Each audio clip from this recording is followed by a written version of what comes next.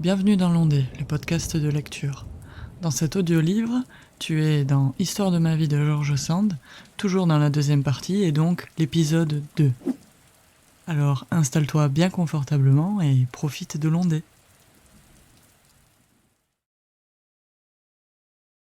Tout ce qui précède a été écrit sous la monarchie de Louis-Philippe.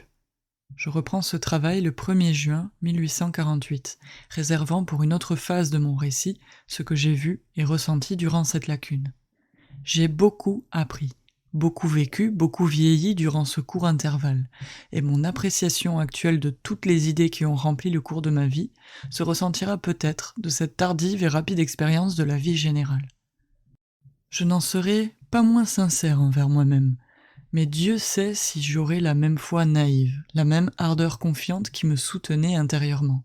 Si j'eusse fini mon livre avant cette révolution, c'eût été un autre livre, celui d'un solitaire, d'un enfant généreux, j'ose le dire, car je n'avais étudié l'humanité que sur des individus souvent exceptionnels et toujours examinés par moi à loisir. Depuis, j'ai fait, de l'œil, une campagne dans le monde des faits, et je n'en suis point revenu tel que j'y étais entré.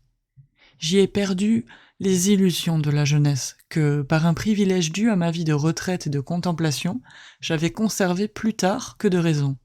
Mon livre sera donc triste si je reste sous l'impression que j'ai reçue dans ces derniers temps. Mais qui sait ? Le temps marche vite et, après tout, l'humanité n'est pas différente de moi, c'est-à-dire qu'elle se décourage et se ranime avec une grande facilité.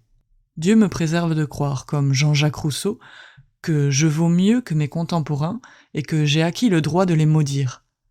Jean-Jacques était malade quand il voulait séparer sa cause de celle de l'humanité. Nous avons tous souffert, plus ou moins en ce siècle, de la maladie de Jean-Jacques Rousseau. Tâchons d'en guérir, avec l'aide de Dieu. Le 5 juillet 1804, je vins au monde. Mon père jouant du violon et ma mère ayant une jolie robe rose. Ce fut l'affaire d'un instant. J'eus du moins cette part de bonheur que me prédisait ma tante Lucie de ne point faire souffrir longtemps ma mère. Je vins au monde fille légitime, ce qui aurait fort bien pu ne pas arriver si mon père n'avait pas résolument marché sur les préjugés de sa famille, et cela fit un bonheur aussi, car sans cela ma grand-mère ne se fût peut-être pas occupée de moi avec autant d'amour qu'elle le fit plus tard, et j'eusse été privé d'un petit fond d'idées et de connaissances qui a fait ma consolation dans les ennuis de ma vie. J'étais fortement constituée, et, durant toute mon enfance, j'annonçais devoir être fort belle, promesse que je n'ai point tenue. Il y eut peut-être de ma faute, car, à l'âge où la beauté fleurit, je passais déjà les nuits à lire et à écrire. Étant fille de deux êtres d'une beauté parfaite, j'aurais dû ne pas dégénérer, et ma pauvre mère, qui estimait la beauté plus que tout, m'en faisait souvent de naïfs reproches. Pour moi, je ne pus jamais m'astreindre à soigner ma personne. Autant j'aime l'extrême propreté, autant les recherches de la mollesse m'ont toujours paru insupportables.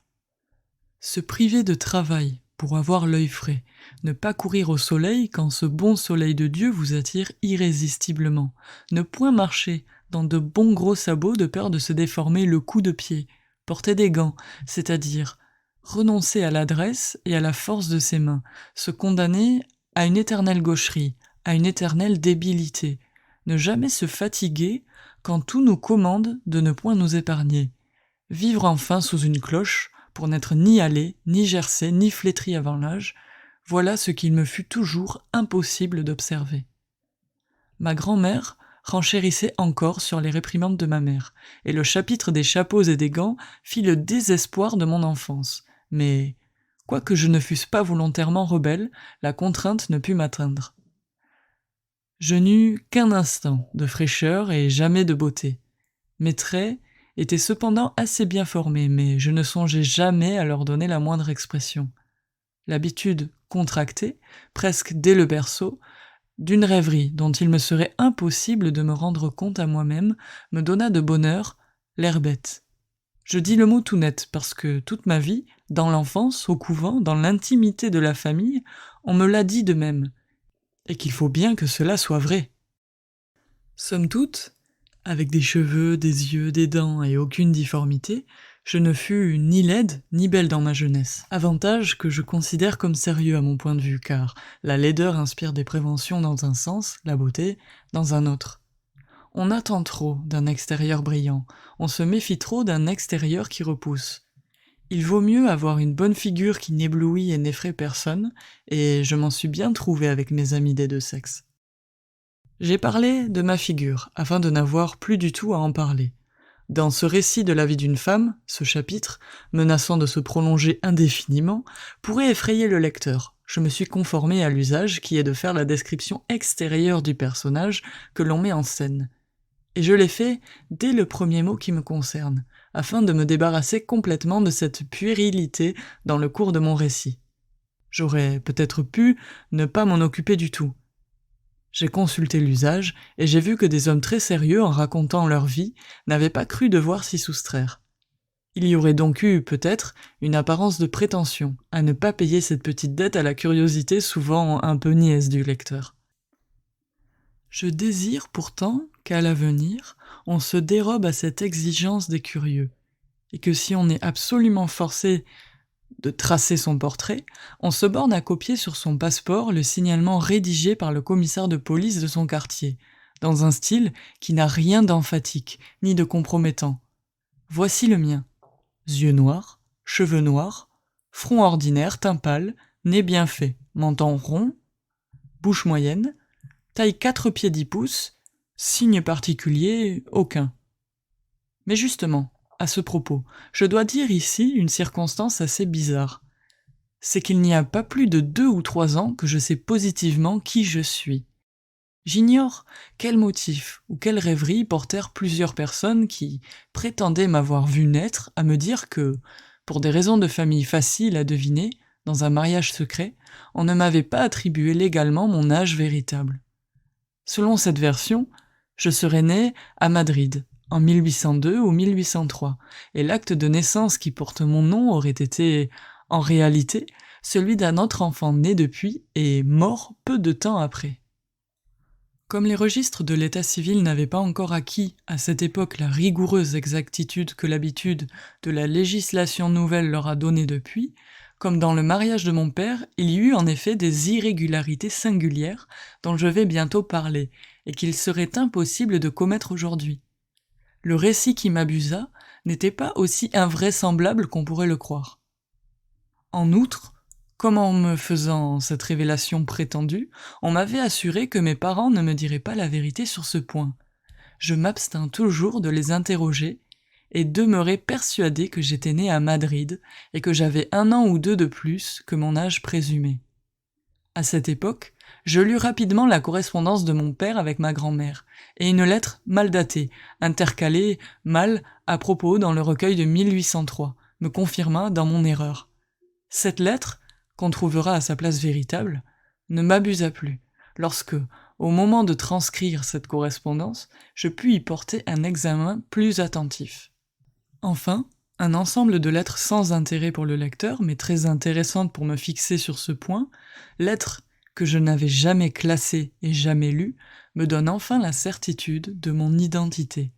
Je suis bien né à Paris, le 5 juillet 1804. Je suis bien moi-même, en un mot, ce qui ne laisse pas que de m'être agréable, car il y a toujours quelque chose de gênant à douter de son nom, de son âge et de son pays. Or, j'ai subi ce doute pendant une 15aine d'années, sans savoir que j'avais dans quelques vieux tiroirs inexplorés de quoi le dissiper entièrement.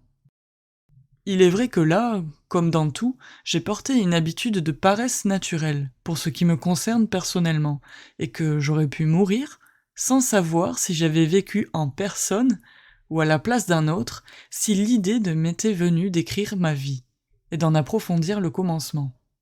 Mon père avait fait publier ses bans à Boulogne-sur-Mer, et il contracta mariage à Paris, à l'insu de sa mère, ce qui ne serait point possible aujourd'hui le fut alors, grâce au désordre et à l'incertitude que la Révolution avait apporté dans les relations. Le nouveau code laissait quelques moyens d'éluder les actes respectueux, et le cas d'absence avait été rendu fréquemment et facilement supposable par l'émigration. C'était un moment de transition entre l'ancienne société et la nouvelle, et les rouages des lois civiles ne fonctionnaient pas avec régularité.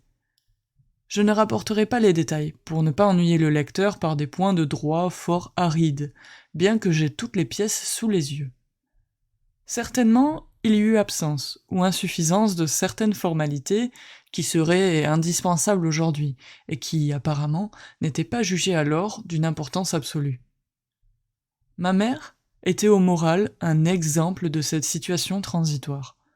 Tout ce qu'elle avait compris de l'acte civil de son mariage, c'est qu'il assurait la légitimité de ma naissance. Elle était pieuse et le fut toujours, sans aller jusqu'à la dévotion, mais ce qu'elle avait cru dans son enfance, elle devait le croire toute sa vie, sans s'inquiéter des lois civiles et sans penser qu'un acte par devant le citoyen municipal pût remplacer un sacrement. Elle ne se fit donc pas scrupule des irrégularités qui facilitèrent son mariage civil, mais elle le porta si loin quand il fut question du mariage religieux que ma grand-mère, malgré ses répugnances, fut obligée d'y assister. Cela eut lieu plus tard, comme je le dirai. Jusque-là, ma mère ne se crut point complice d'un acte de rébellion envers la mère de son mari, et quand on lui disait que madame Dupin était fort irritée contre elle, elle avait coutume de répondre « Vraiment ? C'est bien injuste, et elle ne me connaît guère, dites-lui donc que je n'épouserai jamais son fils à l'église tant qu'elle ne le voudra pas. » Mon père, voyant qu'il ne vaincrait jamais ce préjugé naïf et respectable, croyance vraie au fond car, à moins de nier Dieu, il faut vouloir que la pensée de Dieu intervienne dans une consécration comme celle du mariage. Mon père avait le plus grand désir de faire consacrer le sien. Jusque-là, il tremblait que Sophie, ne se regardant pas comme engagée par sa conscience, n'en vînt à tout remettre en question. Il ne doutait point d'elle, il n'en pouvait pas douter sous le rapport de l'attachement et de la fidélité. Mais elle avait des accès de fierté terribles quand il lui laissait entrevoir l'opposition de sa mère. Elle ne parlait de rien moins que d'aller au loin vivre de son travail avec ses enfants, et de montrer par là qu'elle ne voulait recevoir ni aumône, ni pardon de cette orgueilleuse grande dame dont elle se faisait une bien fausse et bien terrible idée. Lorsque Maurice voulait lui persuader que le mariage contracté était indissoluble, et que sa mère viendrait à y souscrire tôt ou tard, « Et non, disait-elle, votre mariage civil ne prouve rien puisqu'il permet le divorce. L'Église ne le permet pas, nous ne sommes donc pas mariés, et ta mère n'a rien à me reprocher. Il me suffit que notre fille, j'étais né alors, ait un sort assuré. Mais quant à moi, je ne te demande rien, et je n'ai à rougir devant personne. » Ce raisonnement, plein de force et de simplicité, la société ne le ratifiait pas, il est vrai. Elle le ratifierait encore moins aujourd'hui qu'elle s'est assise définitivement sur une base civile. Mais à l'époque où ces choses se passaient, on avait déjà vu tant d'ébranlements et de prodiges qu'on ne savait pas bien sur quel terrain l'on marchait. Ma mère avait les idées du peuple sur tout cela. Elle ne jugeait ni les causes, ni les effets de ces nouvelles bases de la société révolutionnaire. « Cela changera encore, disait-elle. J'ai vu le temps où il n'y avait pas d'autre mariage que le mariage religieux. Tout à coup, on a prétendu que celui-là ne valait rien et ne compterait plus. On en a inventé un autre qui ne durera pas et qui ne peut pas compter. » Il a duré, mais en se modifiant d'une manière essentielle. Le divorce a été permis, puis aboli, et à présent on parle de le rétablir. Jamais moment n'a été plus mal choisi pour soulever une aussi grave question, et bien que j'ai des idées arrêtées à cet égard, si j'étais de l'Assemblée, je demanderais l'ordre du jour. On ne peut pas régler le sort et la religion de la famille dans un moment où la société est dans le désordre moral pour ne pas dire dans l'anarchie. Aussi, lorsqu'il sera question de discuter cela, l'idée religieuse et l'idée civile vont se trouver encore une fois aux prises, au lieu de chercher cet accord sans lequel la loi n'a point de sens et n'atteint pas son but. Que le divorce soit rejeté, ce sera la consécration d'un état de choses contraire à la morale publique. Qu'il soit adopté, il le sera de telle manière et dans telles circonstances qu'il ne servira point la morale et ajoutera à la dissolution du pacte religieux de la famille. Je dirai mon opinion quand il faudra, et je reviens à mon récit. Mon père avait 26 ans, ma mère en avait 30, lorsque je vins au monde. Ma mère n'avait jamais lu Jean-Jacques Rousseau, et n'en avait peut-être pas beaucoup entendu parler, ce qui ne l'empêcha pas d'être ma nourrice comme elle l'avait été et comme elle le fut de tous ses autres enfants. Mais Pour mettre de l'ordre dans le cours de ma propre histoire, il faut que je continue à suivre celle de mon père, dont les lettres me servent de jalon, car on peut bien imaginer que mes propres souvenirs ne datent pas encore de l'an 12. Si tu souhaites en savoir plus, n'hésite pas à cliquer sur la petite cloche pour recevoir les autres épisodes qui viendront par la suite. Et puis, pourquoi pas, dans les commentaires, on peut papoter un peu, partager nos impressions, nos idées, tant que ça reste dans la bienveillance bien sûr. Sinon, je te souhaite de bonnes écoutes sur l'ondée, je te dis à très vite, ciao!